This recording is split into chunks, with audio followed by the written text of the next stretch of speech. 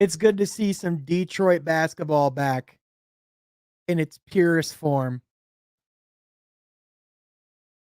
That looked that looked like Detroit basketball, man. I'm telling you what, for the first time in a minute, that looked like Detroit basketball. And you know what? I understand it was a really rough year last year. I maintain if that team has Cade Cunningham and doesn't have all the injury issues that started with the season, this team is winning more than 17 games. And you know what? We don't have to think about that anymore. That season's over. The season is now. We have Monty Williams. We have Asar Thompson. We have a lot of really solid pieces. And you know what? We know what else we have? We have a team that's looking pretty damn good. Now, granted, only 2 games. And tonight was against the Charlotte Hornets, who, to be honest, a team that also is, Charlotte. So they did not exactly have a great night. I mean, they held LaMelo Ball to 4 of 17 from the field. He still got 20 points because he got to the line for 12 free throw attempts. That's definitely something that he's going to do. He's kind of a rat. Plays ratty in that sense. He's not a rat. He's a good player. He can be. But anyway, I don't want to get myself in trouble there. But in all seriousness, the Pistons win 111-99 despite some true adversity with, especially, a lot of the things that were happening towards the end, some rough officiating that they had to overcome. In particular, when Charlotte just decided to mug Isaiah Stewart just out in the open. I mean, Asar Thompson, my bad. Yeah, that was an egregious missed call. But then on top of that, you have like a lot of the chippiness and things that are happening throughout the game. Brandon Miller and Isaiah Stewart kind of going at it. You start to see a lot of the formation of the identity that is the dog pound, that is these two, big men, which by the way, Jaylen Duren, he's 19 years old. I want to quantify this as much as humanly possible. Only 2 games. Only 2 games. There are 80 more to go. 80 is more than 2. Can we all agree on that? I think we can. But ultimately, what I'm saying here is through 2 games, 19-year-old Jaylen Duren has been the best big in the league. He's playing awesome basketball. He outplayed Bam Adebayo last night or the other night. He definitely outplayed the bigs in Charlotte tonight. I'm sure the Hornets are really glad that they passed up the opportunity to have Jaylen Duren in Charlotte. But through 2 games, this is per Kevin O'Connor, shout out KOC. Jaylen Duren in his first game, 17 points, 14 rebounds, 4 assists, 4 blocks. And then Jaylen Duren tonight, 14 points, 17 rebounds, 3 assists, 2 blocks. Through 2 games, he's either going to be leading the league in rebounding or being in the top 5 in the league in rebounding. And if that's the Jaylen Duren that we're going to have all season, and mind you, if that's the Isaiah Stewart we're going to have all season, which, by the way, again, only 2 games, but through 2 games, Isaiah Stewart is showing you exactly why he got paid, exactly why they believed in him so much.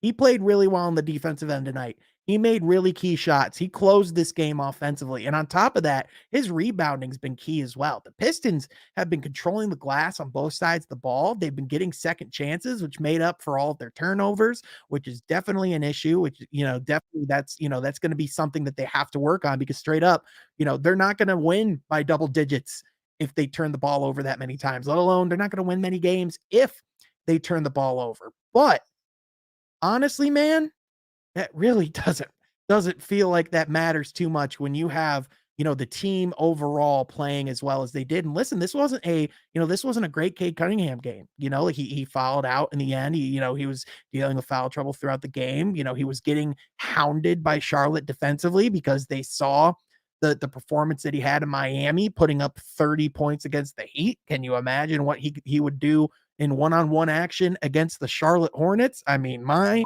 God. But obviously, despite that, you still had really good production from your bench, by the way.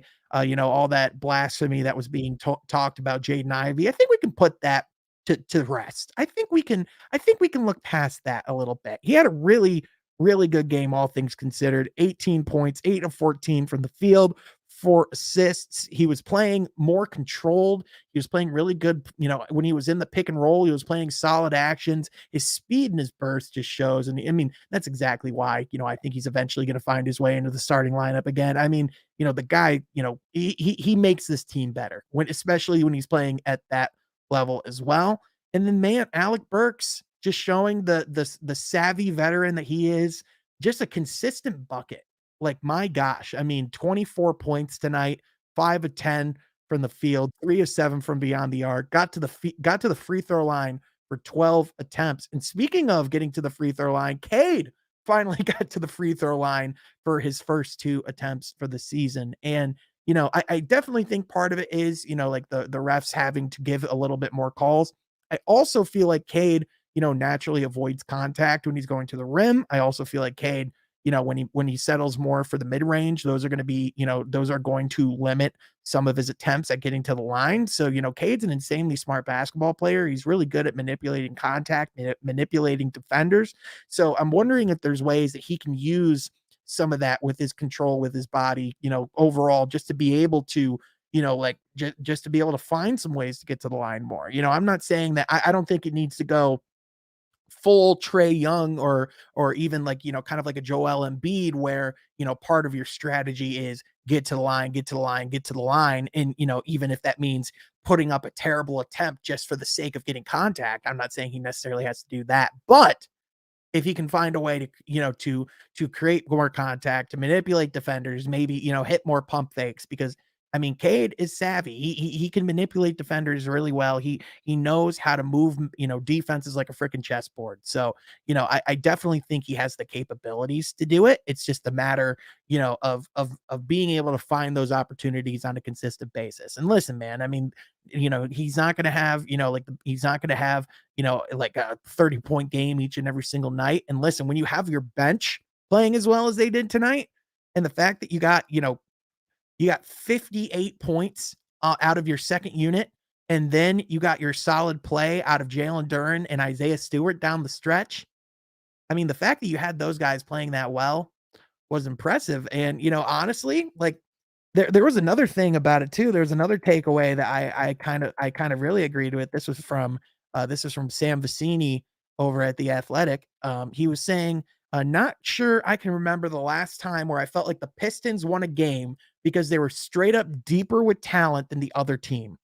Feels like that's what's happening versus Charlotte so far. Burks, Ivy, and the bench unit are the biggest piece of why they're up, in my opinion, which, they no lies. They are starting to look like more and more of a deep team. They look like they have guys that they can bring into the game, and have an impact all throughout the lineup. They don't have, for lack of better terms, they don't have like the Corey Josephs or the Rodney Magruders, or you kind of question what kind of consistent contribution you're getting out the bench, on a night to night basis. You're not quite squirming as much when that second unit comes in because of the quality of play that they've given you so far. So, I mean, it's only been 2 games, but it feels like tonight, and I saw James Edwards tweet this as well. Tonight feels like it was a culture win, just because Detroit went out and through 2 games, they've made a statement of who they are. They went out and played hard on the defensive end. And I know that we compare, by the way, I know we compare Isaiah Stewart a lot to Ben Wallace, but he's got some Rashid in him, man. Blowing kisses to PJ Washington after, the ejection when PJ Washington, did that garbage flagrant 2 where, granted, Isaiah Stewart, probably should have just let the shot clock run down, but he wanted to go in, get a dunk, make an emphatic statement, especially with how chippy things were getting. It felt like it was only a matter of time before, they were going to pull something like that. But then PJ Washington just threw a full forearm to the face of Isaiah Stewart, essentially freaking tackling the man in midair. It was moronic.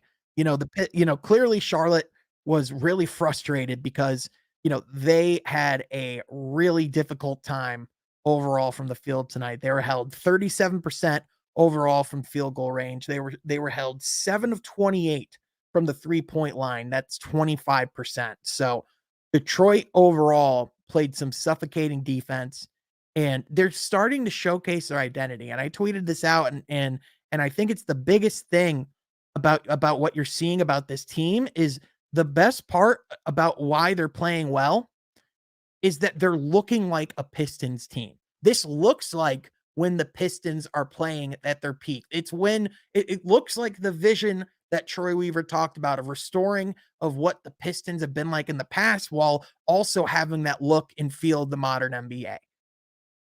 On top of that, man, Asar Thompson, even though, he's still, not quite getting his shot to fall down, it doesn't matter when he's rebounding at the level that he is. He's playmaking at the level that he is, and he's playing on the defensive and playing as well as he is on the defensive end as well. I've talked about it before, just like how he's that, how I can see him being that young Andre Iguodala where he can come in and fill gaps. He can play really well on the defensive end. He doesn't necessarily need to score in order to make an impact on the game, but when he does, they're impactful buckets, like one of the go-ahead dunks that he got towards the end of the game, as at a putback. On top of that, all the second chance opportunities he got this team, the solid rebounding, the fact that he was right up there, with Jaylen Duren and Isaiah Stewart, and he's the shortest guy in the starting lineup. I mean, there's a lot of reasons to really like the level of play that Asar's shown, and it's just the dude just plays smart basketball. And I mean, imagine when he actually starts to get his shot going. Imagine when he actually starts to get going a little bit more on the offensive end, because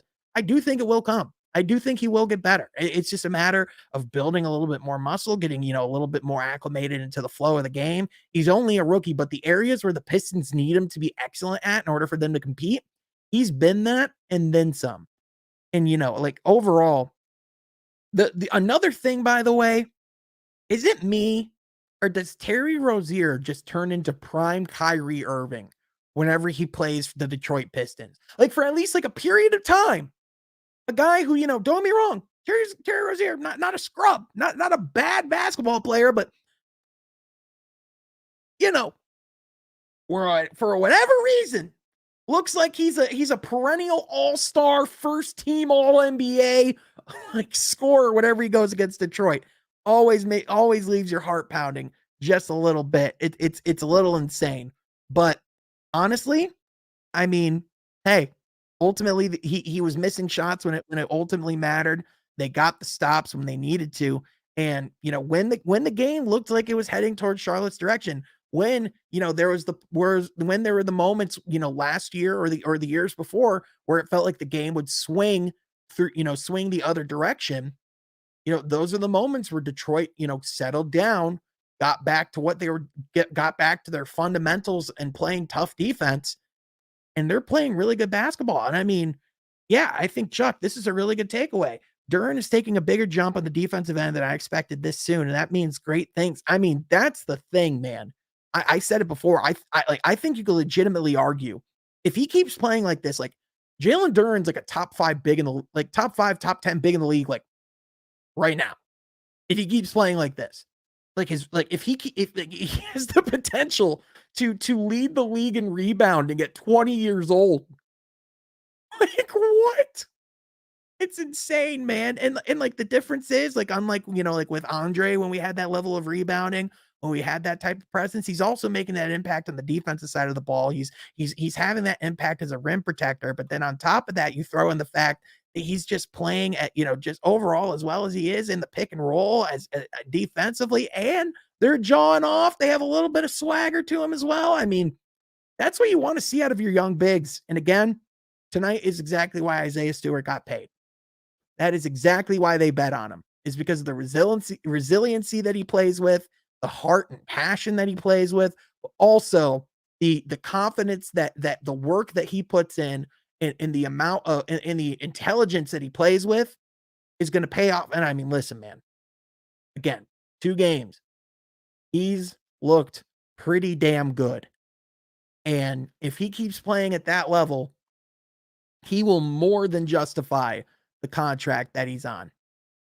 And so, again, this team has an opportunity to go home tomorrow night. They play a back-to-back, at home against Chicago. The Bulls are playing a back-to-back as well. And, they themselves haven't exactly, looked like world beaters themselves. They actually lost their home opener against the Oklahoma City Thunder by about 20. And actually, as of right now, they're playing against the Raptors, and it looks like they are, in danger to lose that one as well. So I'm not saying that the Pistons are definitively better, but I think there's a solid chance that they can definitely ruffle some feathers in Chicago. And if they get them frustrated, because here's the thing, this Bulls team, keep in mind, it's 2 games in. After the first game, they already had a players only meeting. Have you ever heard of a team having a players only meeting after their home opener? That's not great. I'm not an expert on a lot of things, but one thing I can say is having a players only meeting after your first game means that this could go off the rails quickly. And if Detroit plays with the physicality, with the intensity that they brought tonight, I mean, we all thought that this group and these guys had potential on the defensive end. We all thought that they could be better on the defensive end. Did any of us think they could be this good this early? I mean, let's talk about the confidence level that Monty Williams has brought to this team so far. Let's talk about the moxie these guys have been playing with. Let's talk about the resilience and the confidence that they've been playing with. And I mean, the standard that these guys are being held to on a day-to-day basis, like Monty's talked about how, like he doesn't believe in guys playing through mistakes. He believes in bringing guys out, talking to them about what about what happened, and then putting them back into the game. And, I think there's, a lot of merit to that. I definitely think over the last couple of years, like you could say whatever you want about Dwayne Casey, but there was definitely a lot of times where, especially because of some of the motives and, motivations to not win as many games, they did let players play through mistakes. And, that is a legitimate criticism of the thing that you could say about Dwayne Casey. And Monty's holding them to a different level. And so far, I mean, this looks like a Pistons team through 2 games. And from top to bottom, there's been some pretty solid play. If they can get some more consistent play out of Ivy and Cade, where they can kind of get a little bit more of a median of what their games are like tonight and on Wednesday, they're going to be in solid shape. If they can get Asar, going on the offensive end, maybe get him some easy cuts to the basket, maybe get him going from beyond the arc a little bit. That's definitely something that can help this team. But I mean, overall, man, I mean, there's just a lot to like with, from their first 2 games. There's also a lot that needs to be better. There's also a lot that needs to improve. The turnovers need to diminish. They need to decrease. I think part of it is the spacing. And I think when Bojan's back, in the lineup, I think that will definitely help a lot. But just out of your starting lineup alone, you had 20 turnovers. I mean, granted, it makes sense that a lot of your turnovers are going to be from the guys who are on the court for the most of the night, but Cade and Duren had 10 between themselves. And, as phenomenal as Cade is with the ball, as high as his usage rate is, it's one of those things where, the turnovers are, definitely, and granted, he's young, he's insanely smart. I have full confidence that those will cut down, but, those turnovers, are not going to be something that, you can necessarily do against, teams, in particular, like the Bulls. Because if you get a guy like Zach LaVine, if he's feeling healthy out in the fast break, out in the open court, they can take advantage of that a little bit better than, LaMelo Ball or Terry Rozier or PJ Washington. And so, I mean, overall, yeah, I mean, pretty solid. Yeah, it's been awesome. It's been a fun 2 games. And you know what? Even if they don't go out there and, even if they don't go out and get like a play-in spot this year, we don't know what their win total is going to be. They've been competitive. They've been resilient. Even through the preseason, they fought and clawed back in each and every single game. And whatever adversity has been thrown their way, they've fought through. And, Monty's already talked about how much he's enjoyed coaching this team, but also how resilient this team's already been. And listen, man, I maintain, I said it at the beginning of this, I'll say it again here. If Cade Cunningham's healthy last year, if they don't have all the injuries at the beginning of the season last year, I'm not saying that they're a play-in team. I'm not saying they're world beaters. They win more than 17 games. They win more than 20 games. They win at least 25. And so now you throw in the talent that they were able to get, and granted, it's not Wemby, but good Lord, Asar Thompson has shown so far that he belongs in this league and he belongs in a Detroit Pistons uniform. And from top to bottom, they've gotten some pretty good play all around their roster. Now, Killian Hayes, through 2 games so far, it's kind of been a same story as far as his shooting. And the big thing with Killian's going to be, he does a lot of good things on the defensive end. He has the capabilities, with his playmaking. Can he get the shots to fall down or not? I mean, that's going to be the X factor, right? And ultimately, if he keeps playing, if he doesn't improve his shooting, that's going to probably be the way that Jaden Ivey moves his way back into the starting lineup, at least for the time being. And so, not to overreact to anything, because they are playing well and he is still bringing a presence on the defensive end, but it is important to know, or it is interesting to know, that if you look, at the plus minus, which again, it's not everything, but it does give you a little bit of an indication on, the impact that they brought to the court. Asar Thompson was plus 10. Isaiah Stewart was plus 6. Jaylen Duren was plus 6. Cade Cunningham was plus 7. The only person in the negative in the starting lineup was Killian, and he was at minus 7. And so I'm not saying that his fate is sealed. I'm not trying to overreact. These are only 2 games, but the shooting the sample size so far of his shooting, it's been kind of more of the same. If he can get that up, he can definitely find a spot, whether it's in the league or on this team on a consistent basis. We'll see how that gets better. And I think this is exactly it. They have an identity. Through the first couple of games, it is very clear who this team wants to be and what they're aspiring to do, in the direction that they want to take this organization. And listen, I know it was a really tough couple of years. I know that getting the foundation of talent is not a fun, it's fun when you start to see it cook, when you start to see it come together. When you get Monty the ingredients to cook in the kitchen, it's a lot more fun. It's not fun when you have to endure it and get it and watch all the games where they're going through the growing pains, where you're watching the team make those mistakes and get those early bumps. But man, if they keep playing like this, I'm telling you guys, it's going to be more than worth the wait. And if they keep playing like this, I don't think the play-in tournament is out of reach by any means. Here's what I will say. Is anyone else curious to see how they do in the in-season tournament? I mean, that's about a couple weeks away. And I know that I know that you look at, like in-season tournaments and, we don't even know what this is going to be. But this is a tournament for every single team in the league. Every team, including the Pistons, have a chance to go and win that cup.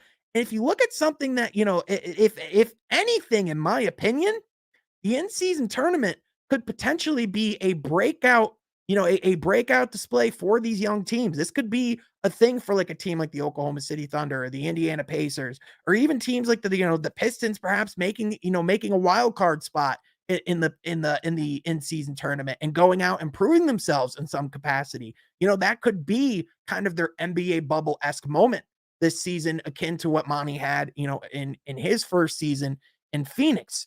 And listen, I know a lot of people probably don't care about the tournament. I know a lot of people probably don't understand why it's even happening, but here's the reality of it.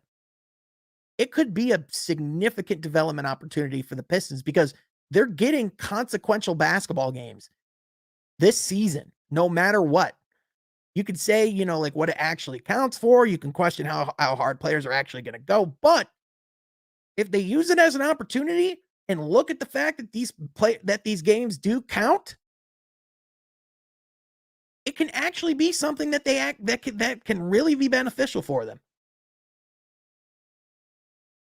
It's nice to have a good bench. Wiseman didn't look too happy though. Guys are normally not going to be too happy when they lose their competition in camp, and when their counterpart is playing well. You could kind of understand that. I don't really know, how much to actually read into that, but at the same time, we kind of all knew that it was going to be Bagley or Wiseman, and it'll be interesting to see, what the play is with Wiseman as the season goes on, like if he's going to potentially be packaged in some form of trade. But I can tell you this much, man. I mean, ultimately, like I just like what this team is doing. And I also lost my train of thought. There's that too.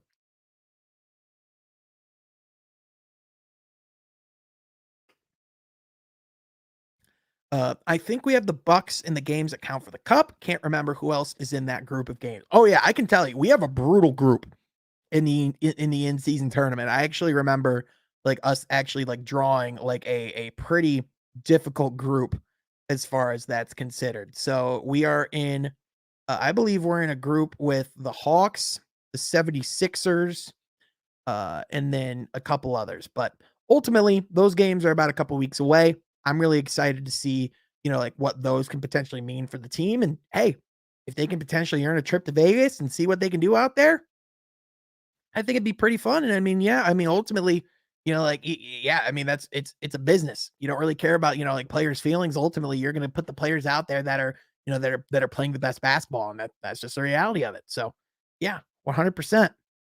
So is Killian starting to give him confidence, B, up his trade value, C, help him and coach understand his value, D, possibly all three? I definitely think, that Killian is playing, with a little bit more confidence. I think he's playing with a little bit more experience. And again, the things that Killian's already done well, he's doing just as good, if not better, than he's done it before. Again, it's always just going to come down to the jump shot. It's going to come down to his offensive game. If he can get something going where he can create his offense for himself, just like he can create offense for others. If he can do that, there are most certainly going to be minutes for Killian Hayes, whether it's in Detroit or anywhere else in the league. If not, that's the way the cookie crumbles. So, again, I still, it's only a couple games. I'll be interested to see how it goes. And I definitely still think he's going to have ample opportunity to prove what he can do. But again, ultimately, he's not the priority of the rebuild because you have, as many talented players and assets as you do. Killian doesn't need to shoot. He needs to be our Kyle Lowry. Okay, but you realize you have to have 5 players on the court who at least have the threat of scoring. Otherwise, you're not going to have this thing called spacing, which you need for Cade and for Ivy and for Duren and for Isaiah Stewart and for Asar Thompson, for all those guys to succeed. You need guys who can space the floor. And if you can't kick the ball out to Killian and can't count on him to make a shot, you're playing 4-on-5 when you're playing on the offensive end. You can't have that. You just can't. How do you have Killian, Asar, Stu surrounding Cade, Monty preaching D, which is great though. I mean, yeah, man, listen, they're prioritizing the defensive side of the ball, and so far, I mean, listen, it's mostly been working. I mean, definitely the biggest thing that lineup has to work on is the turnovers, and if they can cut that down, then we're definitely going to see more. We're going to see consistent competitive games. I definitely think, if this team keeps playing to this level, I definitely think the 30 win, like the 30s of win totals is definitely achievable for this team. And as far as, how they keep playing going forward, I'm just excited to see it. Tomorrow night, they have their home opener, at home against the Bulls. I will be there. I'm actually really excited to announce. I was actually informed that I will be attending tomorrow's game actually as a media member and not as the ticket I originally purchased. So really grateful for that. Thank you to the Detroit Pistons for the opportunity, and really looking forward to being out there tomorrow. Still going to make an effort to see people and come say hi. So definitely we'll be tweeting out when we could potentially get a meet and greet going of some form. Would definitely love to see you beautiful folks tomorrow. Troy and Jeff will also be in the building. So if you see them, be sure you say hi as well. They would love to say what's up too and talk some Pistons, man. But listen, they have a pretty interesting stretch of games coming up. And I mean, over the next couple of weeks, we are going to learn a lot about what this team is. On Saturday, they host the Bulls, and then they go at Oklahoma City, who we've already seen is for real. We've already seen them go at it, in the preseason. They've seen that they can hang, against them in that level. How will they do with Shai Gilgeous-Alexander having more of the reins, actually playing more minutes, getting more opportunity? It'll be interesting to see if it's going to be a good matchup.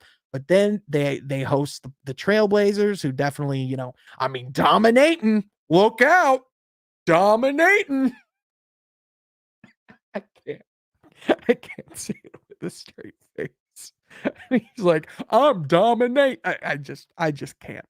I just can't. But then on top of that, after that, they go at the Pelicans, and then at home versus the Suns, at home versus the Warriors, and then at Milwaukee and versus Philly, man. I mean, their schedule does not lighten up at all. If anything, they're going to be facing some of the top brass in the league, and their defense is going to be put to the test. And listen, there's probably going to be some cracks in the foundation. There's probably going to be, some moments where they can look a lot better. But I mean, when you look at a lot of these games, and especially if you look at how they played so far, they can definitely stay in them.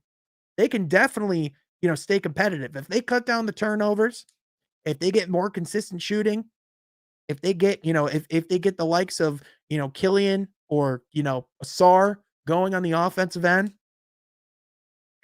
this team is a real threat, man, on a night-to-night basis. This is not a rest by any means. This is going to be a young team that teams are dreading to play because of the intensity that they can bring on the defensive side of the ball.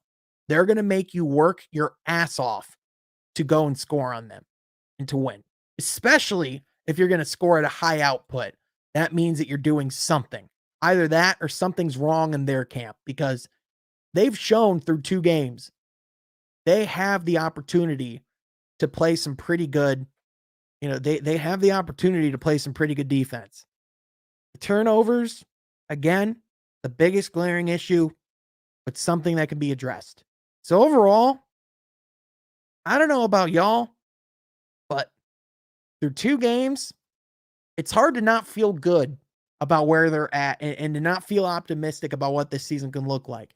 If this team can stay healthy, they have a chance to compete each and every single night, because they have Cade Cunningham playing at the level that he has been. And especially if they keep getting the play out of the front court that they've gotten, and Jaylen Duren and Isaiah Stewart, they're competing every single night. With that, be sure you like this video, subscribe to the channel, hit that notification bell. Thanks everyone for coming into the stream. I really appreciate you all. We're going to be back in full swing with the content this season, and really looking forward to seeing where we can take this podcast, where we can take this channel. But on top of that, I'm just excited to see where this league goes, what this Pistons team does. And I'm just excited to see all this. I'm just excited to see where Detroit sports is going as a whole, man. I mean, the Lions playing as well as they have been. The Pistons starting to show starting to showcase their identity. The Red Wings starting to show that they're on an upswing as well. They're actually playing pretty good hockey. The Tigers exist. I mean, we're on the up and up, people. Thanks so much for tuning in. We'll catch you guys next time from Half Court. Be sure you're subscribed.